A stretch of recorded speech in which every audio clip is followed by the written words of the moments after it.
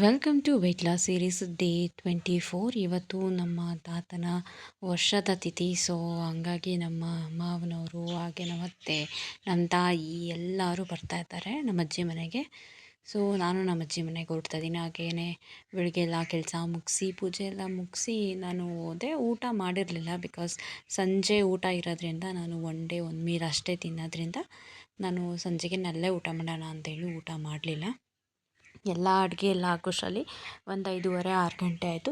ಎಲ್ಲರಿಗೂ ಬಡಿಸಿ ನಾವು ತಿನ್ನೋಷ್ಟರಲ್ಲಿ ತುಂಬ ಲೇಟ್ ಆಯಿತು. ಎಡೆ ಎಲ್ಲ ನಾವು 5:30ಗೆಲ್ಲ ಹಾಕ್ಬಿಟ್ಟಿದ್ವಿ.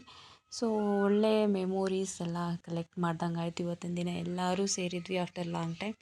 ಹಾಗೆ ಒಳ್ಳೆ ಊಟ, ಮುದ್ದೆ ಅಷ್ಟೇ ತಿಂದೆ, ರೈಸ್ ತಿನ್ನಲಿಲ್ಲ. ನಾನು ತಿನ್ನೋದಿಲ್ಲ, ಯಾಕಂದ್ರೆ ಚಿಕನ್ ಅದೇ ಜಾಸ್ತಿ ಆಗಿರುತ್ತೆ ಅಂತ ಹೇಳ್ಬಿಟ್ಟು.